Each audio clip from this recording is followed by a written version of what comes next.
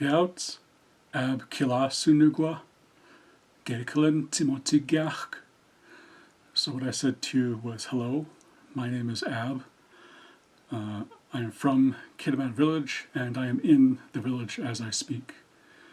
So my full name is Ab Morrison Hayward, for those of you who might not know me that well.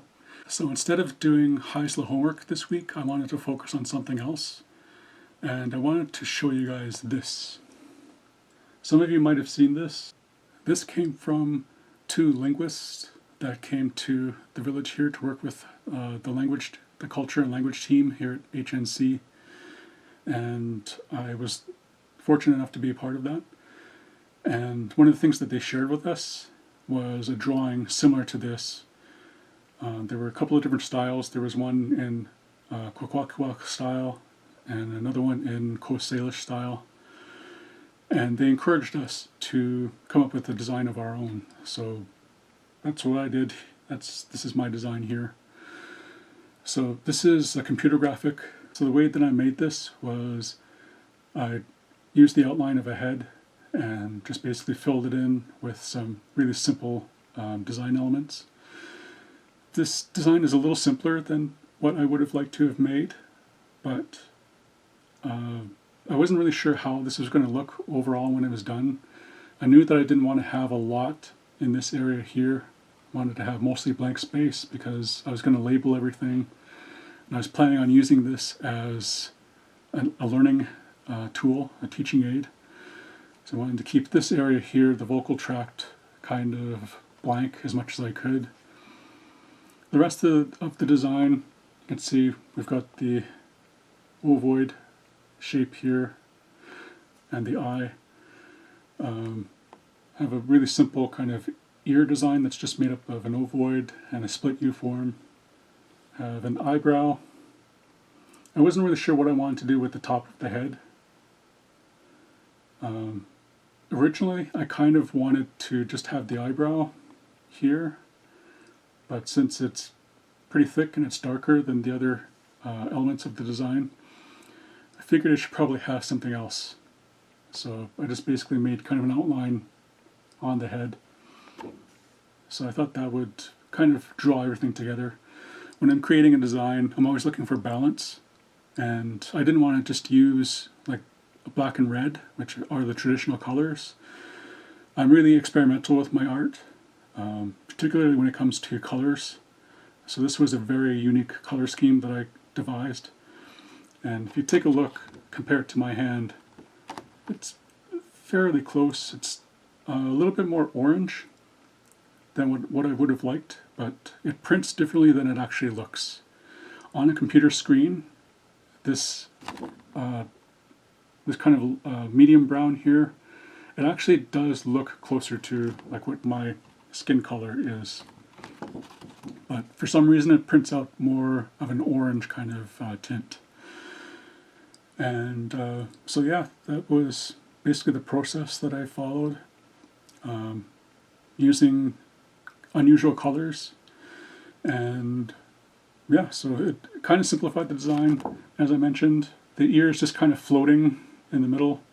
Normally I would connect this to something else, or try to do that, but for one thing I wanted to keep things simple, and for another thing I wanted to have it done as quickly as I could. So I didn't want to be spending more time on it. That's basically what would have happened if I built more designs around this, connected everything. And basically I just wanted to have as much open space as I could, which is not normally my style. I tend to kind of fill everything up because all shapes are related to each other. I kind of like to make connections like that between shapes. And you can see the nose here is just basically an ovoid outline, the little nostril there. And what I'm going to do is I'll go through this in more detail, because this is where I wanted to start. Under the conditions that we're in, with the isolation in place, I figured it would be good if people had something to kind of practice on their own. So that's when I started the xa'islak'ala homework. And it turned out to be more work than what I was anticipating. So I decided to kind of slow things down a little bit and take a different approach, because this is actually where I wanted to start. I do have a plan for teaching people how to speak xa'islak'ala, and the xa'islak'ala homework basically kind of, when I did that, I kind of jumped ahead a little bit, and that wasn't really part of the plan initially. So I guess I can outline what it is that what my plans actually are. So what I find is best in learning our language is learning the sounds first. I think a lot of people kind of jump into words and phrases right away without really knowing how the sounds are made. So when we met with the linguists that came up here, there were two linguists. Their names are Patricia Shaw and Fiona Campbell. They came up here twice to work with us, our culture and language team at xa'islak'ala Nation Council, and they imparted a lot of knowledge to us as to how the sounds were made, and that was something that I didn't know before. And I found that I took to that way of learning really well, knowing how the sounds are made and how they're connected, how they're related to each other, because all the sounds are related. It's not like English where A doesn't really have any relation at all to the letter B or C. So the way that I'm going to present all of the sounds is going to be according to how they're made. So looking at the vocal tract, you use different parts of your vocal tract to make different kinds of sounds. And they're kind of grouped together. Once you see that relationship between them, it makes things a little bit easier, I find. And it also makes it easier in terms of using what we call an orthography, which is the written language, all of the letters and symbols that make up a written language.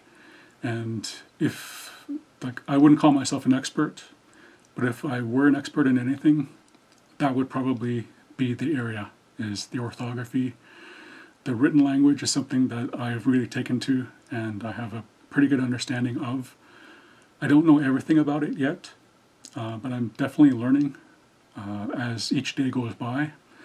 I'm just learning more and more.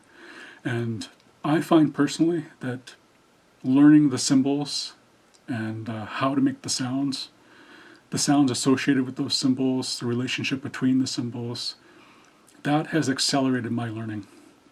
I've learned a lot in a really short period of time, and it's because I have been able to make that connection.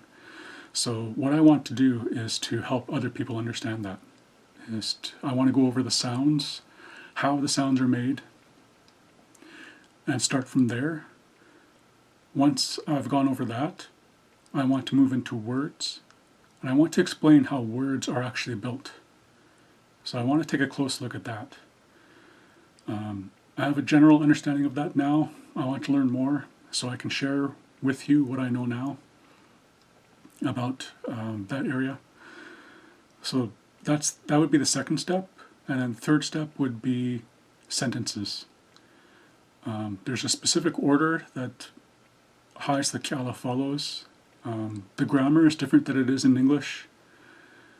So one thing that makes it hard to learn sentences is that sentence structure. You can't really take separate xa'islak'ala words and then just put them together in a sequence.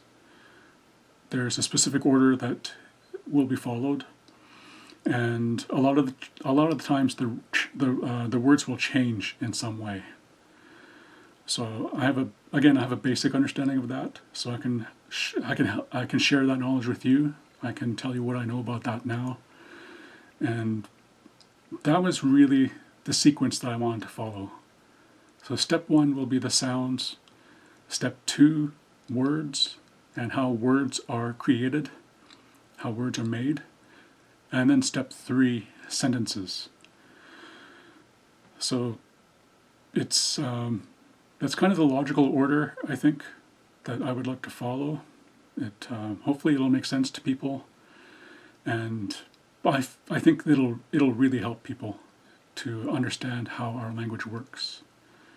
And I've mentioned before that I'm just a beginner. Like I'm not an expert in the language. I'm not fluent in xa'islak'ala, but I am learning. I still consider myself to be a beginner, and I do intend on learning more about the language. And the area that I personally want to work on is pronunciation. That's been the most difficult part for me. So I do have audio recordings that I listen to on a really consistent basis, and so I listen to those, I practice, and that definitely helps. And yeah, so that's kind of my plan. And the first step of that plan is to take a look at the sounds and how they're made. So what I'll do is I'll take this xa'islak'ala vocal tract map and I'll go over it in detail with everybody. So you probably can't really see everything very clearly here. So I have another copy of this, and I'll just basically provide an explanation as to each part of your vocal tract. And yeah, so we'll go through that together.